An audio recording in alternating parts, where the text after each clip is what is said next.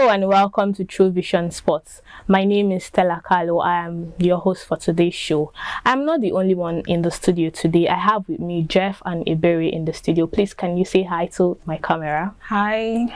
Okay, today we'll be talking about the WFCON 2024 tournament that has been going on since the beginning of the month.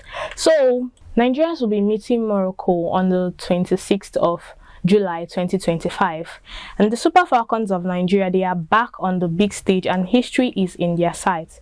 No team has dominated African women's football like Nigeria. They have won 9 out of the 14 WAFCON tournaments to date, from their first title in 1991 to their most recent win in 2018. They have set standard for the continent. But this time, they face Morocco, a rising force with a point to prove on home soil. Can Nigeria defend their legacy and bring home a record-extending 10th title? Or will the hosts pull off a stunning upset in Rabat? What do you think about this? I'm going to be asking Jeff, what do you think Nigeria is going to do in this period? Do you think we are going to come back with our 10th title? Or do you think Morocco will be having their first ever WAFCON title? Well, as you've said, Nigeria comes into this match as heavy favourites. Morocco face an uphill battle in this game, but having home advantage, they may seek to follow in the steps of both Nigeria and Equatorial Guinea as host nations have gone on to win the competition. So it'll be an interesting match all in all, but my money is on Nigeria. Okay, why do you think Nigeria is going to win? Well, based on the squads, Nigeria have the superior squad and their track record, as you mentioned in your introduction, having been the most successful team in the tournament. To win 9 out of 14 is not a joke. One of only 3 teams that have ended up winning the competition, aside from Equatorial Guinea, who won twice, and Ghana, who has won, South Africa, which has won once.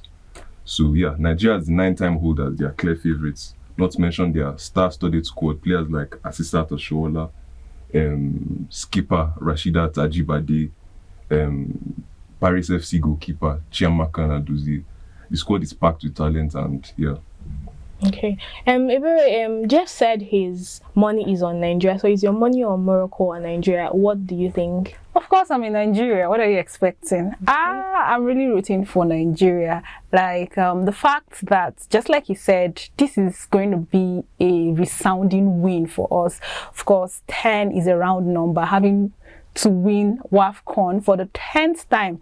But then one will say we are being selfish. Why don't we give it to Morocco, who this is their first chance of reaching final. And if they win, of course, it's going to be a really great one for them. But I'm a Nigerian and I am really rooting for Nigerians to win this WAFCON 2024. And of course, just like he also added, we have good players on our team, and so far so good. They've really done great, having beaten Zambia to get to quarterfinal.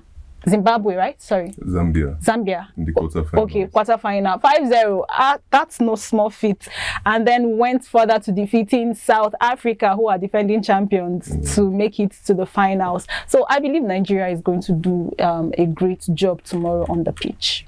Don't you think we have a little disadvantage because Nigeria is, we are in Morocco's home? Don't you think we have a fan disadvantage because a lot of the fans, they are not Nigerian fans there? Don't you think it's going to be a problem? Well, if you want to look at it like that, I would say yes. And just like Jeff earlier said, Equatorial Guinea were host country and they won, and so we're looking at it from that end. Of course, they might want to favor them. Let's not take the fact, okay, I don't want to use the African factor of wanting to use, should I say, the referee against our players, because they are in their home country and we are the one visiting.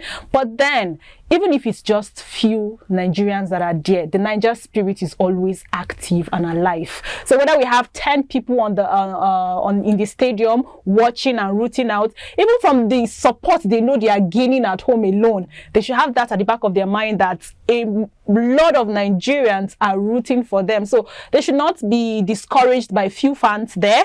And I really don't think that is going to be a huge problem, but they should just fix their eyes on the joy they are going to be bringing to so many Nigerians that are rooting for them when they finally win the tournament. So that should be something that should encourage them to.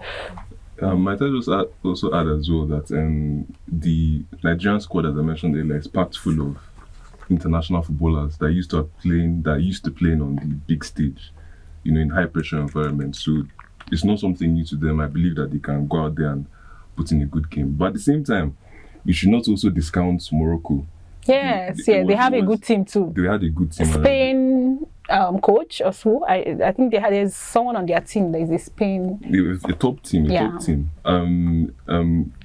They defeated Ghana in the semi-finals, which was actually a shock result. If going by the way that game went, Ghana dominated, and Morocco held in there to take it to penalties and win. So that was a big surprise. So we're confident in Nigeria, but we can't be too overconfident. Of course, because Morocco, they are very capable of carrying out an upset. In as much as we are confident, I also want us to look at this Morocco player, Chebak. That's her name. She has 3 hat-trick in this tournament. She has scored a hat-trick. So don't you think that she might be a player for us to look out for, apart from Alozie and Rashidat? Don't you think that she should be somebody we should look out for? Because for somebody to score a hat-trick, she's not a small player. Our players are not small too. Talking about Asisat Ashola, she's crowned, she's crowned African female footballer for 6 consecutive years. Yes, if I'm not mistaken. So, and then legendary goalkeeper Chiamaka.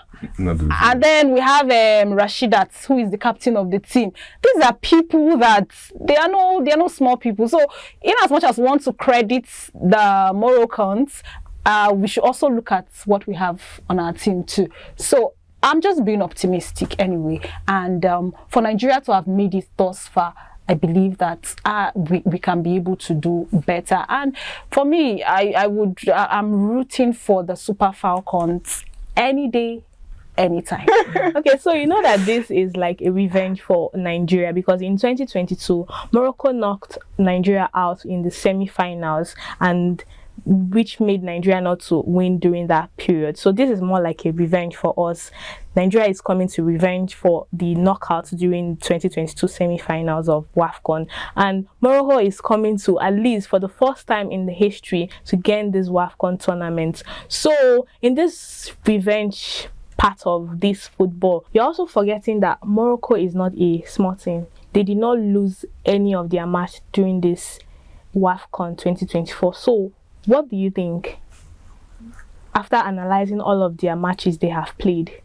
Yes, Morocco are in a good run of form leading up to the final. They started their group stage campaign with a 2-2 draw against Zambia, followed up by a 4-2 win against Congo, in which their star forward Chebak scored a hat-trick. Going into the round of the quarter-final stage, they defeated Senegal 1-0 and then followed that up with a win against Mali 3-1 before they got to the semi-finals and they got knocked out Ghana on penalties.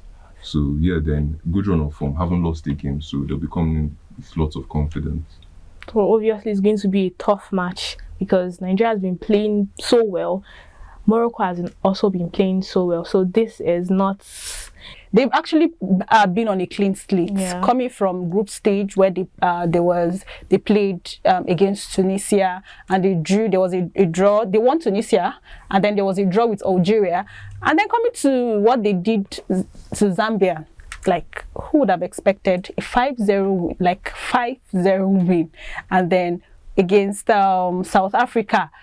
That everybody was like, of course they are defending champion, like I earlier stated. Everybody was expecting that match to be tough, but thanks to Alozie's last last minute. Like 94th minutes. Yeah. Like all hope was almost lost. And then we had it, which brought us to final against Morocco. So I believe that for us to have come this far, we're going to make that 2-0 prediction. Don't worry. Watch out. We are coming for it. Okay. In as much as I wouldn't want to agree, but I have to agree that Nigeria is obviously going to win this because our defense is strong and our attack is very, very strong. We have a very good goalkeeper and we have wonderful defenders and good attackers. So, what's your prediction, Jeff? I believe it's going to be a tight game. To draw comparison with the Super Eagles, going into the final against Ivory Coast, which is actually a similar situation that we faced with the women's team. Ivory Coast were actually the hosts of that tournament that we ended up losing. It's going to be a tight game, very tough for sure. The lady you mentioned that scored a hat-trick, she's going to have a huge game. But our goalkeeper, current CAF Women Goalkeeper of the Year, 2 times in a row in anyways, and current holder, she's going to have a huge game for us. So I predict a 2-1 win to the Nigerians. 2-1 win. How about you, Ebere? What are your predictions? That's right. Okay. I think I'm actually predicting a 2-0 win in favor of Nigeria. Yes, I know we can do it. And like I said, I'm rooting for the Super Falcons. 2-0. That means 2-0. Morocco won't score. Nothing. We are covering the post with the blood of Jesus. My prediction is your prediction. So I want you to predict this match. What are your comments? What are your opinions on this? Do you think Morocco is winning or Nigeria is coming back with the 10th title? See you next time. So like, comment, share and subscribe. Bye for now.